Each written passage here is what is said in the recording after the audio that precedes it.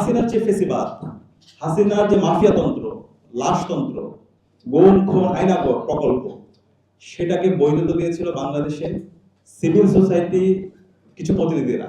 গত 16 বছর ঢাকা বিশ্ববিদ্যালয়ে শুধুমাত্র ইসলাম চর্চা করার কারণে, নামাজ পড়ার কারণে, ভালো কাজের দিকে শিক্ষার্থীদের আহ্বান করার কারণে শিবির সন্দেহে হাজার হাজার শিক্ষার্থীদের নির্যাতন করা হয়েছে। এবং এই নির্যাতন করার পরে তাদেরকে থানায় দেওয়া হয়েছে, মামলা দেওয়া হয়েছে এবং সেটাকে সেলিব্রেশন করা হয়েছে, সেটাকে উৎসব আকারে দেখা হলো।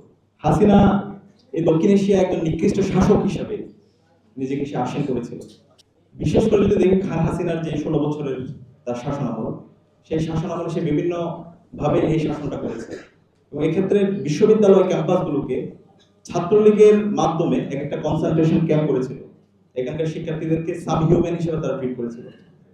যদি ঢাকা বিশ্ববিদ্যালয়ের কথা বলি, গত 16 বছর ঢাকা বিশ্ববিদ্যালয়ে শুধুমাত্র ইসলাম চর্চা করার কারণে, নামাজ পড়ার কারণে, ভালো কাজের দিকে শিক্ষার্থীদের আহ্বান করার কারণে শিবির সন্দেহে হাজার হাজার শিক্ষার্থীদের নির্যাতন করা হয়েছে।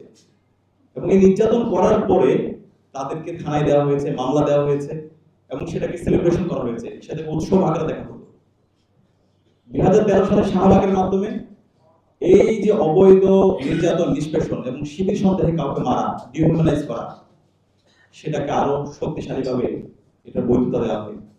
এভাবে 16 বছর আমরা ফেসিবাদ দেখতে পেয়েছি। খুনি হাসিনা 16 বছরে আমরা এখানে দেখতে পেয়েছি অসংখ্য ফেসিবাদ বিরোধী যারা আন্দোলনে নেতৃত্ব দিয়েছে তাদেরকে, তাদের পরিবারের সদস্যদেরকে গুম করেছে, খুন করেছে। 3টা নির্বাচন, সে নির্বাচন অবৈধভাবে কেন্দ্র দখল করার মাধ্যমে, ইঞ্জিনিয়ারিং মাধ্যমে এদেশের নাগরিকদের ভোটার অধিকার হরণ করেছে।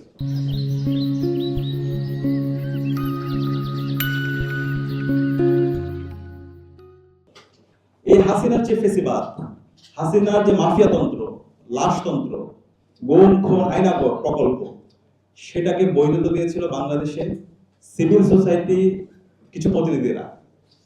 বিগত সময়ে কিন্তু এই ধরনের 10ই ডিসেম্বর আন্তর্জাতিক মানবাধিকার দিবস পালন হয়েছে।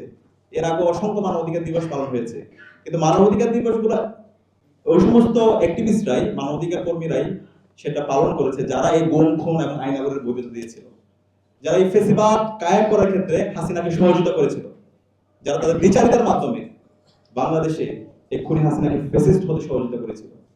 তো সে কারণে এই বিপ্লব পরবর্তী আমাদেরকে এই ফেসিস্টদেরকে, যারা নিজেদেরকে মানবাধিকার কর্মী দাবি করে, সকল মানবাধিকার কর্মী, তাদেরকে আমাদেরকে চিন্তা হবে। তারা আমাদের এই জাতির শত্রু, তারা এই বিপ্লবের বিরুদ্ধের শক্তি। এদের বিরুদ্ধে আমাদের সবাইকে ঐক্যবদ্ধ হইতে হবে। সেক্ষেত্রে আমাদের যত রাজনৈতিক দল আছে, ছাত্র সংগঠন আছে, বাংলাদেশ আজাদী আন্দোলনে যারা নেতৃত্ব দিয়েছে, সকল জনগণকে আমাদেরকে এদের বিরুদ্ধে ঐক্যবদ্ধ থাকতে হবে। এই কালচারাল ফেসিস্ট চক্র এই জাতির শত্রু, এই দেশের শত্রু। তারা এই বাংলাদেশে আবার সেই মাফিয়াতন্ত্র নিয়ে আসতে চায়, তারা এই বাংলাদেশে আবার দিল্লির এজেন্ডা বাস্তবায়ন করতে চায়, তারা এই বাংলাদেশে বাকশালী বয়ান, ফেসিবাদী বয়ানকে আবার তারা বিভিন্নভাবে ফেলে নিয়ে আসতে চায়। তারা আবার এই বাংলাদেশে গুম খুন আইনাগর প্রকল্পকে নরমালাইজ করতে চায়। সুতরাং তাদের বিরুদ্ধে আমাদের জিরো টলারেন্স ঘোষণা করতে হবে। তাদের বিরুদ্ধে দৃষ্টান্তমূলক বিচার আওতায় নিয়ে আসে, সেটাই হলো তাদের উপর ইনসাফ করা এবং এই জাতির উপর ইনসাফ করা। সে কারণে আমি আজকে আমাদের রাজনৈতিক দল, ছাত্র সংগঠন, বাংলাদেশে যারাই এই বিপ্লবের পক্ষে শক্তি আছে, আমাদের ঐক্যবদ্ধ হইতে হবে।